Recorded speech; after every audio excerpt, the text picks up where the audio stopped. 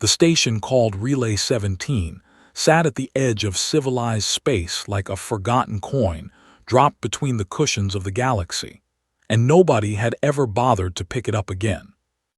It was a place made of rust and bad decisions, a sprawling way station bolted together from decommissioned warships and salvaged orbital platforms, where the lights flickered every 6 hours, and the air always tasted faintly of engine coolant and regret.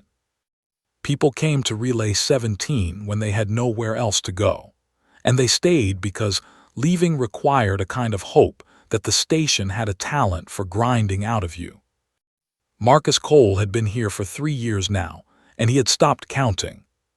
He ran a salvage shop on the lower concourse, a narrow metal cave packed floor to ceiling with scavenged parts and broken machines that he fixed and sold to whoever needed them, which was almost nobody.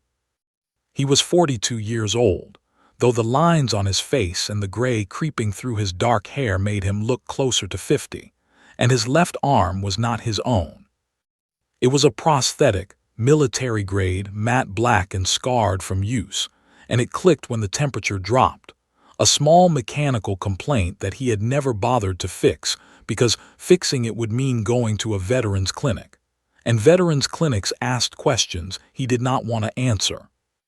Tonight he was closing up the shop the same way he always did, pulling the blast shutters down one section at a time, checking the locks twice because old habits from the war never really died, and thinking about nothing in particular because thinking led to remembering and remembering led to the bottle under his workbench. That was when he saw her. She was pressed against the base of his shutters like something the station's recycling system had failed to collect, a long, thin figure curled into a shape that was trying very hard to be invisible. She was Dracony. He could tell by the scales, though they were in terrible condition, dull and flacking, the color of old copper left out in acid rain, and by the 2 small curving horns that rose from her temples, and by the vestigial wings folded so tightly against her back that they looked like they were trying to disappear into her spine.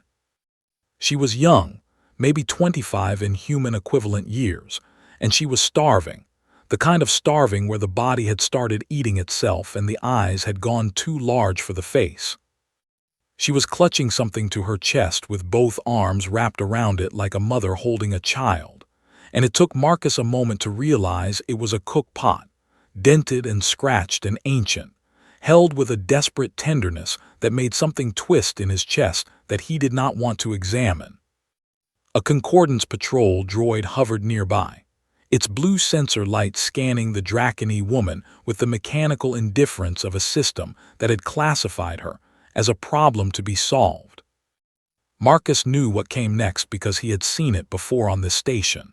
The droid would tag her as an unregistered transient, and she would be relocated, which was the Concordance's polite word for being loaded onto a refugee processing barge where people went in and came out years later with empty eyes, if they came out at all. The droid turned its sensor toward Marcus and spoke in that flat, pleasant voice that all Concordance machines used, the voice that sounded like customer service at the end of the universe. "Citizen Cole, this individual is flagged for relocation under Concordance Transient Protocol 7. Do you have any association with this individual?"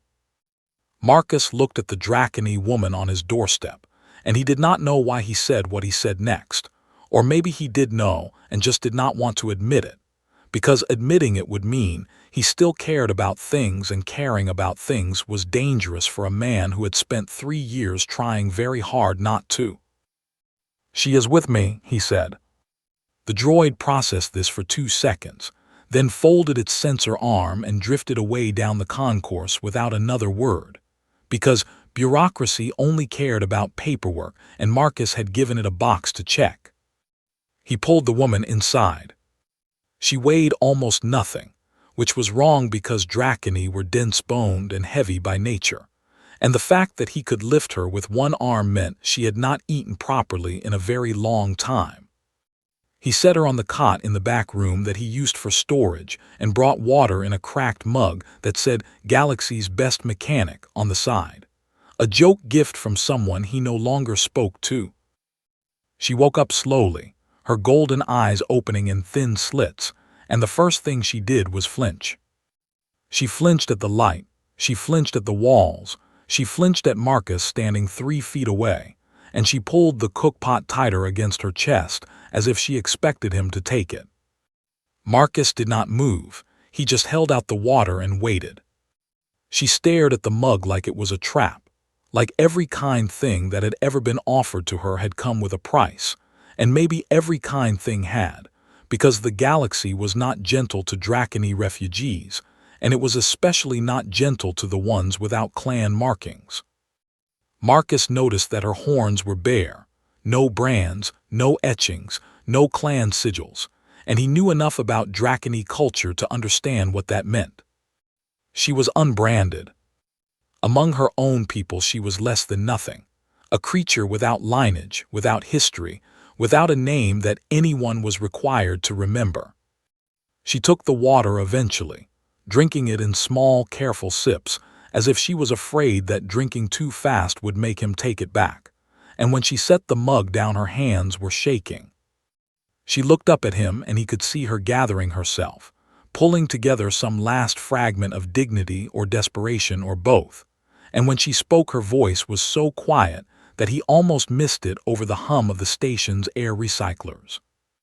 "I am not worth much," she said, and the words had the sound of something rehearsed, something spoken so many times to so many closed doors that it had worn smooth like a stone in a river.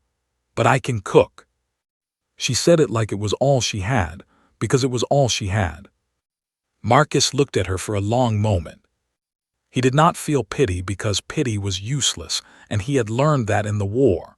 And he did not feel the warm glow of righteousness, because he was not a righteous man and he knew it.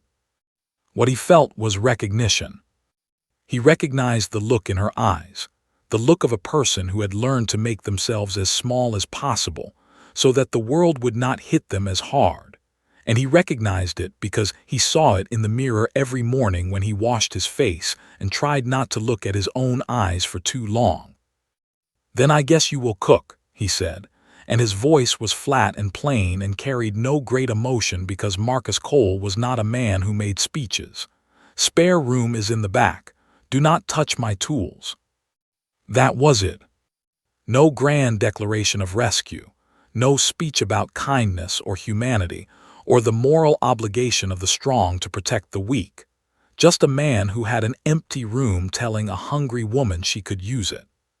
He walked back to the front of the shop and sat down at his workbench and started cleaning a carburetor because that was what he did at night when the alternative was drinking. And after a while he heard the back room go quiet and he knew she had fallen asleep. Surya lay on the cot that smelled like engine grease and old metal, and she held her cook pot against her ribs, and she listened to the sounds of the station breathing around her, the clicks and groans and hums of a place that was held together by stubbornness more than engineering. For the first time in more years than she could count, nobody was telling her to move. She did not trust it. She did not trust him. She did not trust the water or the cot or the walls or the silence. But she did not leave. And somewhere in the deep hours of the station's artificial night, when the lights dimmed to their lowest setting and the concourse outside went quiet, Marcus Cole sat at his workbench and listened to the sound of someone sleeping in his back room and felt something he had not felt in a very long time. He was not sure what to call it, but it felt like the opposite of empty. Marcus woke to a smell he did not recognize, and for a moment he thought he was dreaming because the smell was warm and rich, and layered in a way that nothing on Relay 17 had ever been. He had fallen asleep at his workbench again, his cheek pressed against the cold metal surface, and there was a pattern of bolt heads imprinted on his skin that would take an hour to fade, and his prosthetic arm had locked in the cold and needed 3 sharp taps before the fingers would move again. But the smell, it pulled him upright and drew him toward the back of the shop like a rope tied to his ribs. And when he turned the corner into the storage area, He found Surya standing over the small heating plate he used to warm coffee, and she was cooking.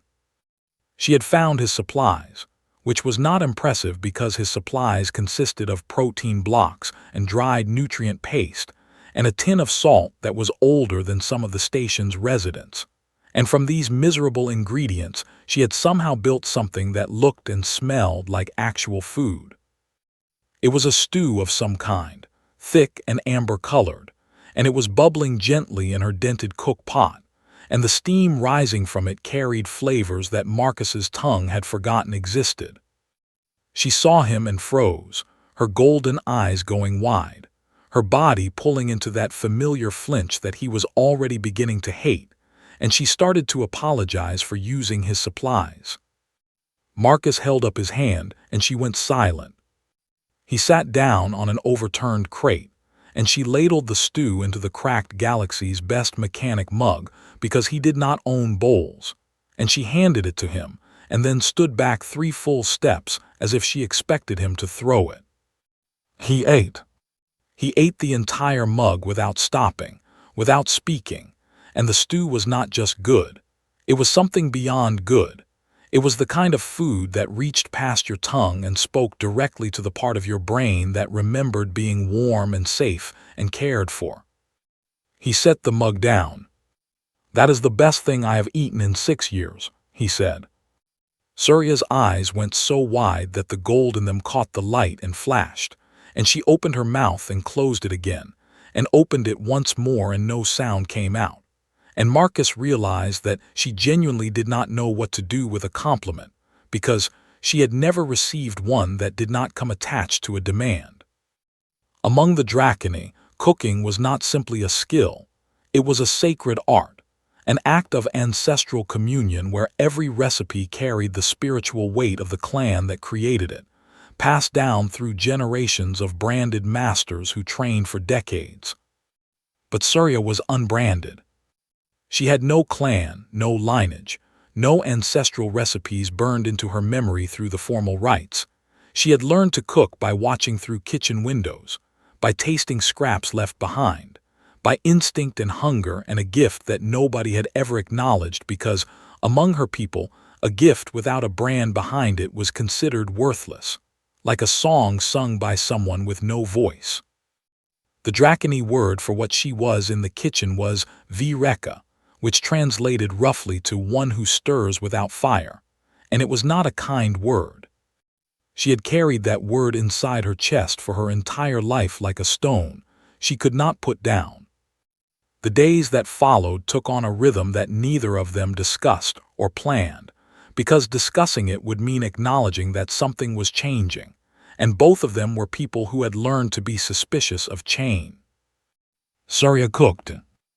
Every morning she woke before Marcus and made breakfast from whatever she could find, and every meal was better than the last, not because her ingredients improved, but because she was remembering things, flavors and techniques and combinations that had been buried under years of hunger and fear, and they were surfacing now like creatures coming up from deep water into sunlight. Marcus ate what she made and said very little, but he started leaving better ingredients on the counter without comment: protein that was not expired, actual vegetables from the station's hydroponic level, spices purchased from a trader who looked at Marcus like he had grown a second head because Marcus Cole had never in 3 years bought anything that was not a machine part. Surya did not say thank you and Marcus did not say you are welcome, because they had both learned that gratitude could be a trap and kindness could be a leash. And what they were building instead was something quieter and more honest, a trust made of routine, of showing up, of the repeated proof that today would be like yesterday and tomorrow would be like today, and nobody was going to suddenly change the rules. She started cleaning the shop, not because he asked but because she could not help it. Draconi had a nesting instinct that expressed itself through order, and within a week the salvage shop was more organized than it had been since Marcus first opened it. He grumbled about this because grumbling was his primary form of communication, but he did not stop her, and when she rearranged his tool wall into a system that actually made sense, He stood in front of it for a full minute, with an expression that was almost impressed before walking away without a word. Then the others started coming. Doc was first, a Morvathi mechanic the size of a small vehicle with gray stone-like skin and 4 arms, and a voice like gravel being poured into a metal drum, and he had been buying parts from Marcus for 2 years, and had never once lingered after a transaction. But he smelled the food. He stood in the doorway with his massive head tilted to one side and his nostrils flaring, and he said, "What is that?" And Marcus said, "Lunch," and Doc said, "I did not know you could cook," and Marcus said, "I cannot." Surya appeared from the back with a portion of roasted grain and spiced protein in a container she had fashioned from a cleaned engine housing, and she held it out to Doc with both hands and her eyes fixed on the floor. And Doc took it with 2 of his 4 hands and ate it standing in the doorway, and then he looked at Marcus and said, "I will come back tomorrow." After Doc came Anise, a human freighter pilot with short red hair and a laugh that could be heard 3 levels away, and she did not just eat the food, she interrogated it, asking Surya what was in it, and how she made it, and where she learned to balance sweet and heat like that. Surya answered in fragments at first, her voice barely above a whisper, but Anise had a gift for making people talk the way sunlight had a gift for finding cracks in shutters, and within 3 days Surya was speaking in full sentences, and within a week she almost smiled. Then came the dock workers, then the traders, then the maintenance crew from the upper levels who had heard rumors and wanted proof. Marcus's salvage shop had no tables, so people sat on crates and overturned storage containers, and one man sat on a decommissioned torpedo casing, and they ate food that was made from cheap ingredients and infinite care, and the shop started to feel different in a way that Marcus could not quite name. One afternoon he watched Surya serve a bowl of broth to a human dockworker named Ren who had been on Relay 17 for 8 months and had eaten nothing but nutrient paste in all that time. And when Ren tasted the broth, he went very still, and then tears ran down his face, and he did not wipe them away, and he did not explain them. Surya looked confused and a little frightened, and she turned to Marcus with a question in her eyes. Marcus understood what she did not. It was not the food that made the man cry. It was the fact that someone had taken the time to make it for him, that someone had stood over a pot and stirred and tasted and adjusted and thought about what would taste good to another person. And that small act of consideration was so rare in this forgotten corner of space that it hit like a fist to the chest. "You did good," Marcus told her quietly. Surya blinked at him, and then she looked down at her cook pot, and then she looked back at the crying dockworker, and something shifted behind her golden eyes, a tiny crack in the wall she had built around herself. And through that crack came the first faint light of understanding that maybe, just maybe, she was not worthless after all. A concordance bureaucrat arrived 3 days later for a routine compliance check, a thin amphibian creature with clipboard screens and an expression of permanent disapproval. Surya had no identification, no work permit, no species registration, and no legal right to exist on the station. Marcus told the bureaucrat she was a contracted employee with papers pending, and he said it with the calm, flat confidence of a man who had lied to superior officers under fire, and found a clipboard-carrying bureaucrat to be significantly less intimidating than incoming plasma rounds. The bureaucrat made a note and left, but his eyes lingered on Surya in a way that made Marcus's prosthetic hand close into a fist without him telling it to. That night after the shop was closed and the concourse was quiet, Marcus sat at his workbench, and Surya sat on her cot in the back room, and between them was a wall and a silence that was not empty but full of the sounds of 2 broken people learning to breathe in the same space without flinching. And in her cookpot, still warm, the remains of the day's last meal sat cooling. And the smell of it drifted through the shop like a promise that neither of them was ready to believe in, but that neither of them could bring themselves to throw away. The mercenaries came on a Tuesday, or what passed for Tuesday on a station that measured time in shifts rather than days, and they came loud. There were 4 of them, Dracony warriors with branded horns and heavy clan sigils burned into the scales of their arms and necks, and they walked through the market concourse of Relay 17 like they owned it, because in most places they had been, they did. They were hired muscle running escort for a cargo freighter, just passing through, and they would have passed through without incident if one of them had not seen Surya.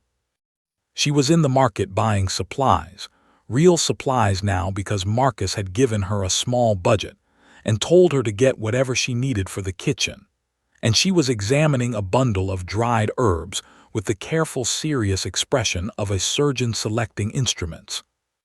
The largest of the mercenaries stopped walking. He stared at her bare horns, at her unmarked scales, at the battered cookpot tucked under her arm, and his lip curled back from teeth that were long and sharp and very white. "Vishek," he said, loud enough for the entire concourse to hear. The word landed like a slap, and every Dracony within earshot went still, and even the non-Dracony traders who did not speak the language flinched at the tone, because cruelty sounds the same in every tongue. Vishek meant ashblood. It meant one born without fire. It meant something lower than the lowest. And the mercenary said it with the easy confidence of someone who had never been on the receiving end of that word and could not imagine what it felt like. He walked towards Surya, and she did not run because running from a branded Dracony was an admission of inferiority that would follow her forever. So she stood still and held her cook pot and looked at the ground.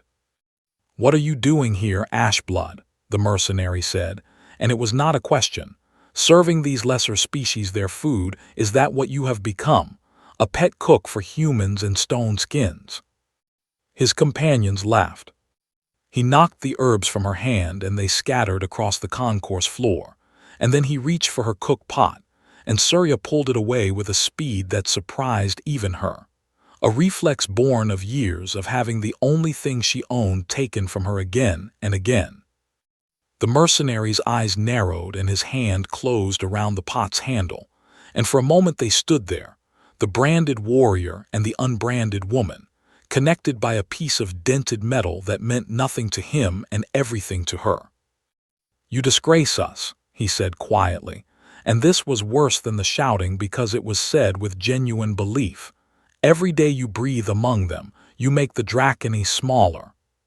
He let go of the pot with a shove that sent Surya stumbling back, and his companions laughed again, and then they walked away, and the market concourse slowly returned to its business with the practiced ease of people who had learned long ago that looking away was safer than looking. Surya picked up her scattered herbs one by one, and she put them in her bag and she walked back to the shop, and she did not cry because she had used up her tears years ago on things much worse than words. She did not know that Marcus had seen the whole thing. He had been on the upper gallery, picking up a replacement power coupling from a vendor, and he had watched from above with his hands on the railing and his prosthetic arm clicking in the cold, and his face showing nothing at all.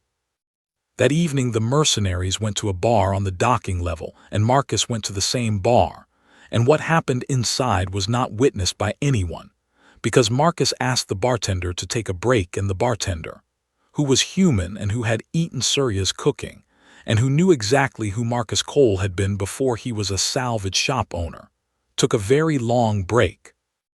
The mercenaries left Relay 17 that night on an unscheduled departure, and they did not come back, and Marcus returned to the shop with his knuckles undamaged, because his prosthetic hand was made of military-grade alloy and did not bruise. He said nothing about it to Surya, and she did not ask why the mercenaries were suddenly gone, and this was another piece of the quiet language they were building between them, the language of things done without announcement and understood without explanation. But the piece of it did not last. 3 days later Surya was cleaning the back room, properly cleaning it for the first time because Marcus had finally agreed to let her reorganize his storage area, and behind a stack of thruster housings she found a footlocker. It was military issue, scuffed and dented, with a lock that had been broken and never repaired. And inside it she found a folded service jacket with insignia on the shoulders, and a unit photograph showing 24 humans in combat armor standing in front of a dropship, and a stack of medals that had been thrown in loose like they meant nothing. And beneath all of it, a single document with most of its text blacked out by redaction bars. Surya could not read human standard well, but she had learned to recognize military insignia during her years as a refugee, because knowing which units had done what was a survival skill when you were Dracony and alone. She recognized the shoulder patch on the jacket. 3rd Drop Division. The breath went out of her like she had been hit in the stomach.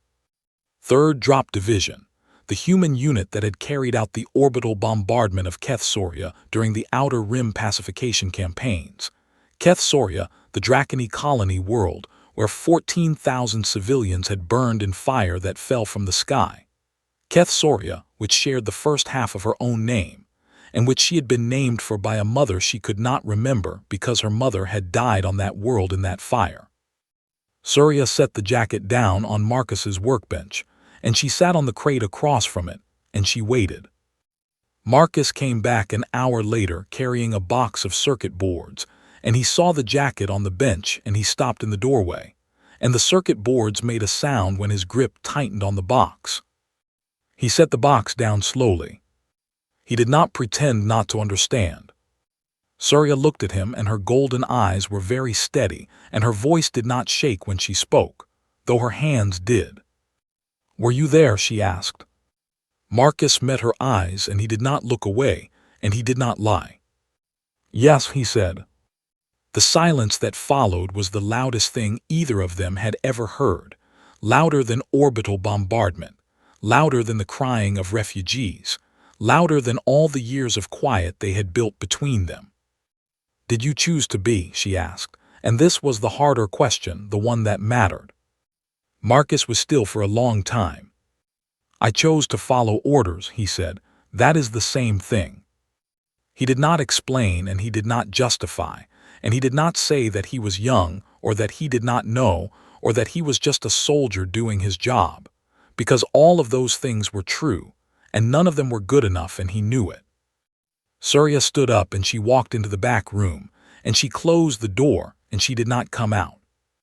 For 2 days the shop was silent in a way it had not been since before she arrived, a silence that was not full but hollow, and Marcus felt the emptiness of it in his bones like the phantom pain in the arm he no longer had. She did not cook. He did not ask her to.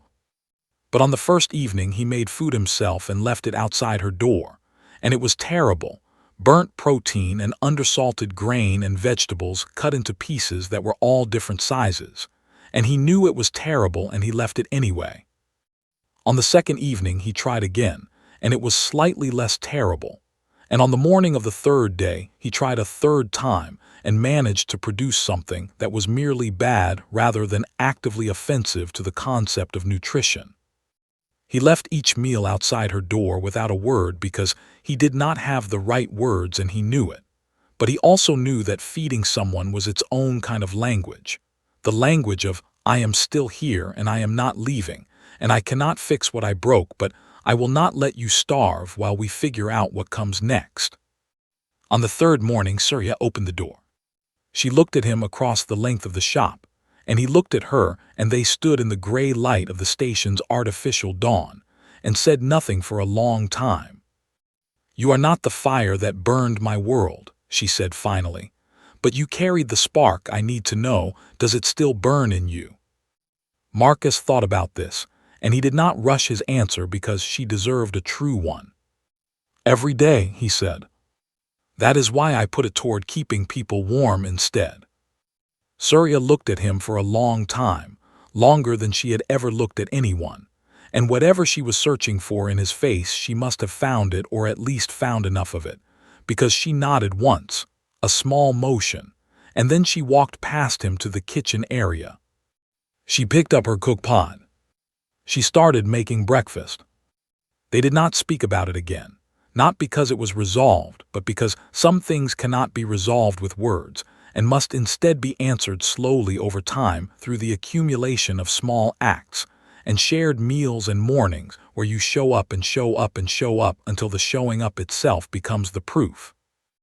Outside the shop, the station hummed and clicked and breathed its mechanical breath, and inside it 2 people who had every reason to be enemies sat across from each other and ate breakfast, and the food was warm, and that was enough. That was enough for now. Nobody decided to build a restaurant. It just happened the way most real things happen, not through planning but through people showing up again and again, until the showing up became a structure.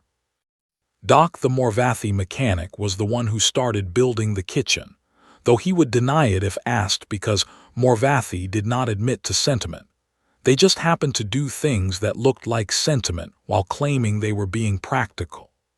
He appeared one morning with a proper cooking surface that he had welded together from 3 decommissioned hull plates and a heat exchanger from a scrapped freighter, and he set it down in the back of Marcus's shop without permission and said, "Your heating plate is a fire hazard and I will not eat food cooked on a fire hazard." And that was that. Inez the freighter pilot brought spices from her trade routes, small jars and sealed pouches from worlds Surya had never heard of, and Surya would open each one and hold it to her nose and close her eyes, and her face would go through expressions that Inez said were like watching someone fall in love in real time. A Thessari refugee family, a mother and father and 3 small children with soft blue skin and enormous dark eyes, started helping with food preparation because the mother had been a kitchen worker on her homeworld and her hands needed something to do besides shake. And Surya taught her Dracony cutting techniques, and the Thessari mother taught Surya how to fold dough in the Thessari way, and neither of them spoke the other's language well, but the kitchen has its own grammar, and they understood each other perfectly. Marcus watched all of this from his workbench, where he still pretended to be running a salvage shop, even though most of his customers now came for lunch. The shop had no name and no sign and no menu and no prices because Surya refused to set prices. She said food was not a transaction, it was an offering, and people left what they could, credits or barter goods or engine parts or sometimes nothing at all, and Surya fed them anyway regardless. She was changing. Her scales had brightened from the dull, flacking copper of malnutrition to a warm bronze that caught the light when she moved, and she had gained weight in the way that a building gains strength when you shore up its foundations. Not soft but solid, and her vestigial wings, which had been clamped against her back in a permanent flinch, had begun to relax and spread slightly when she was happy, which was more and more often. She laughed for the first time on a Thursday, at something Doc said about a customer's ship being held together by faith and corrosion, and the sound of it surprised everyone including herself. A bright startled burst that she immediately tried to swallow, and Inez said, "No, do that again," and Surya blushed in the Dracony way, which meant her scales flushed dark gold and she looked away, but the corners of her mouth stayed turned up. She had started experimenting, taking Dracony techniques, and applying them to human and Morvathi and Thessari ingredients, creating combinations that should not have worked but did, that tasted like no single world because they belonged to all of them. And when people ate her food they said things like, "This tastes like a place I have never been but want to go," and Surya would hear this and her wings would spread a fraction wider. Marcus said nothing about any of it, but he moved his workbench closer to the kitchen area so he could work while people ate. And if you asked him, he would say, it was because the light was better there.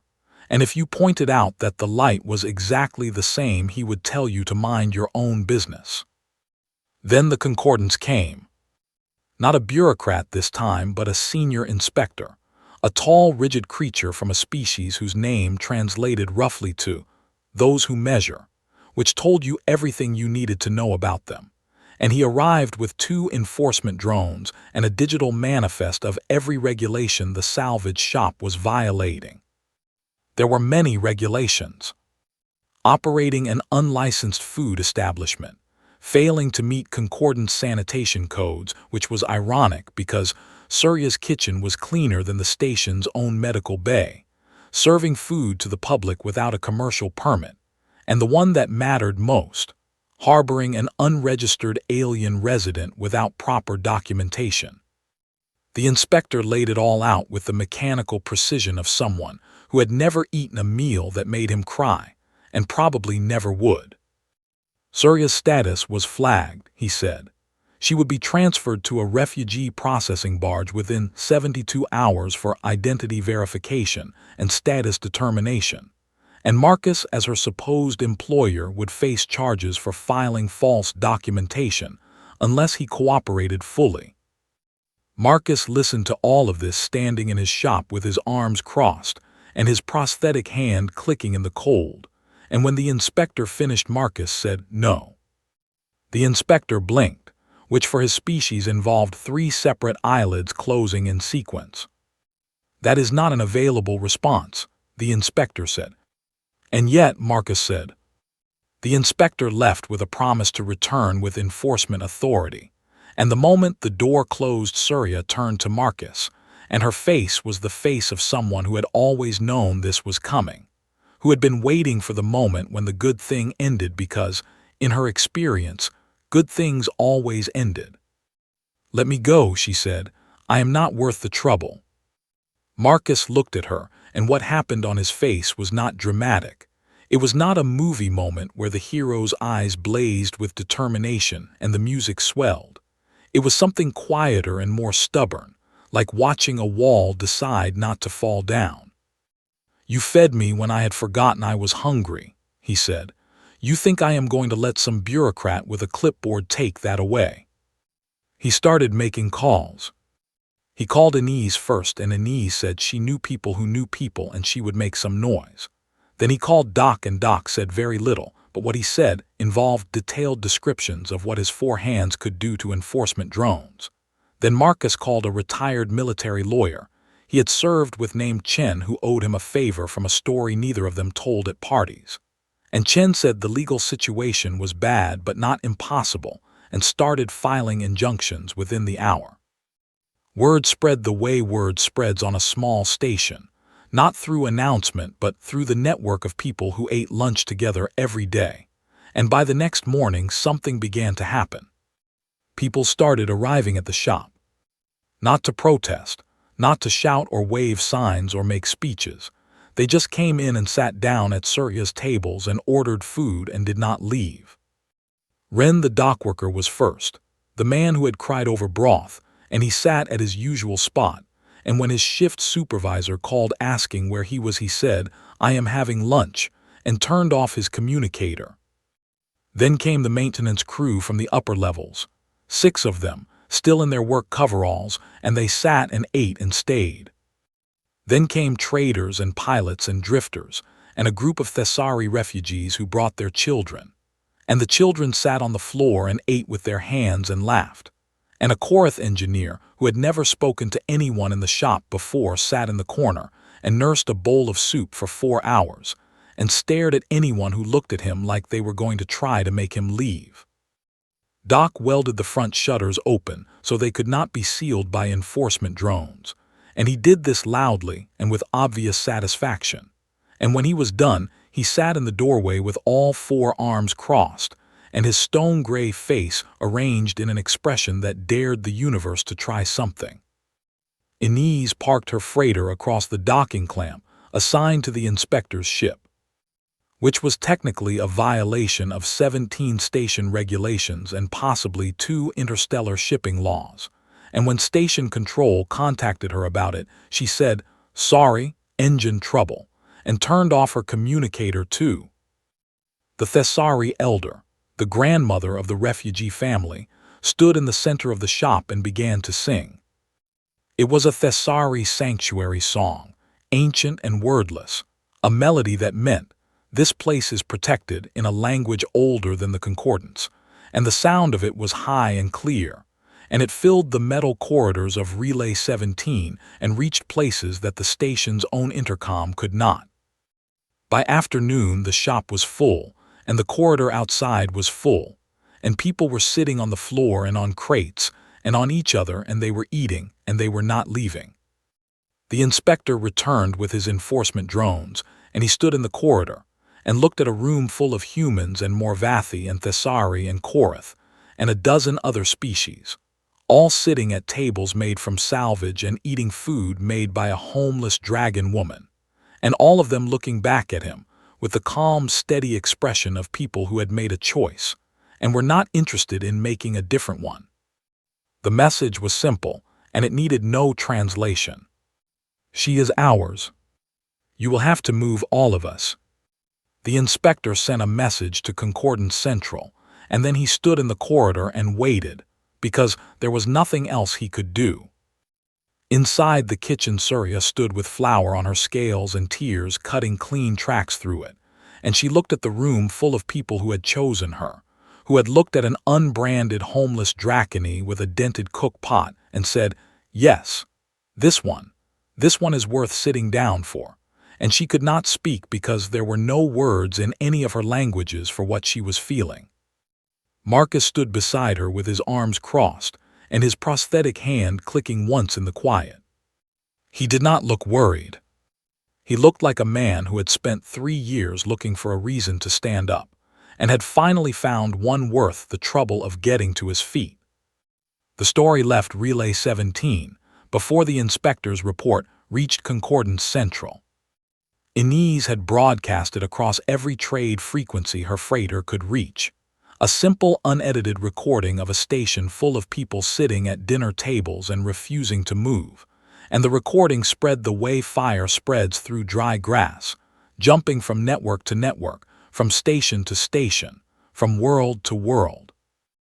Within 48 hours, it had been picked up by independent journalists across 3 sectors, and the image of a dented cook pot sitting on a salvage shop counter became a symbol that people attached their own meanings to, and those meanings were all different, but they all pointed in the same direction.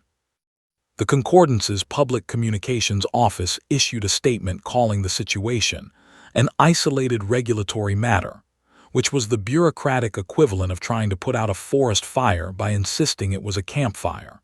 And when that did not work, they dispatched a senior diplomat named Envoy Kess to Relay 17 to resolve the situation through dialogue. Envoy Kess was a Meridian, a species known for their patience and their ability to talk about anything for hours without actually saying anything, and she arrived on the station with the practiced calm of someone who had diffused 100 small crises and fully expected this to be the 101st.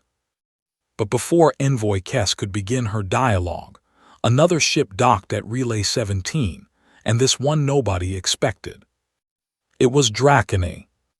Not mercenaries, not warriors, not the scarred branded soldiers that the galaxy associated with the Dracony species, but something far older and far rarer.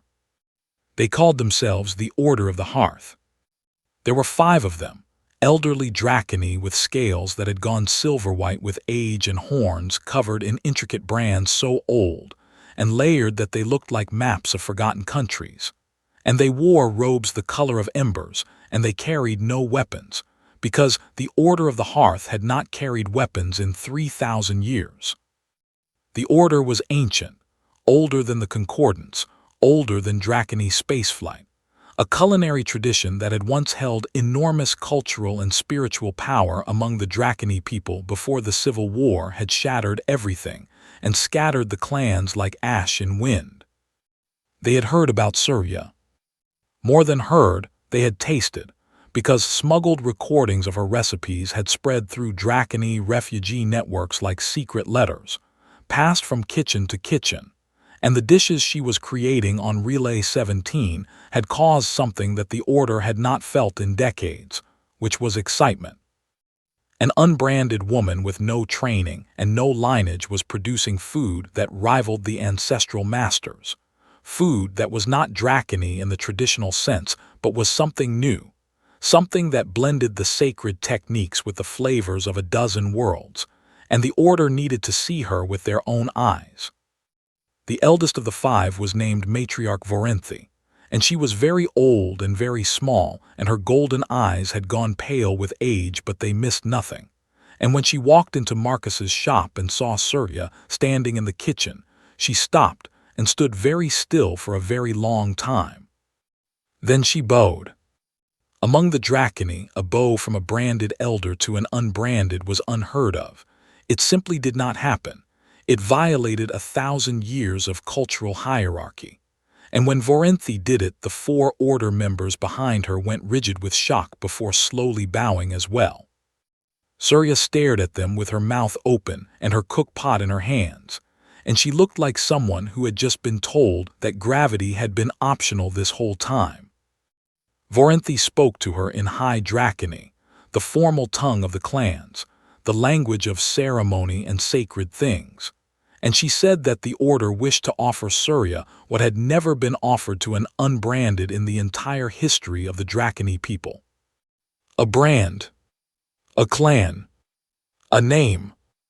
They wanted her to come with them to the Order's monastery on the Draconi homeworld and take her place among the masters, to receive the formal training and the ancestral rites, and the recognition that the universe had denied her since the day she was born. And they were offering it freely and without condition, because her food had spoken for itself, and the food did not lie. Surya listened to all of this, and her wings spread slowly open behind her, the widest Marcus had ever seen them, and her scales flushed deep gold, and her eyes were so bright they looked like small suns. And Marcus could see every dream she had ever buried rising to the surface of her face like light coming up through deep water. This was everything. This was the thing she had wanted so badly that she had learned to stop wanting it because wanting it hurt too much. The thing she had told herself she did not need because needing it and not having it was a kind of death that happened while you were still breathing. A name, a people. A place where her gift was recognized and honored and given the weight it deserved. She looked at Vorenthi and the Order. She looked at the kitchen around her. She looked at Doc standing in the doorway with his forearms crossed, and his face carefully showing nothing because Morvathi did not show feelings, and at Anise leaning against the wall with her arms folded and her eyes red in a way she would deny, and at the Thessari family whose children were peeking out from behind their mother's legs, and at Ren, the dockworker and the maintenance crew and the Korath engineer in the corner, and all the others who had sat down and stayed. She looked at Marcus.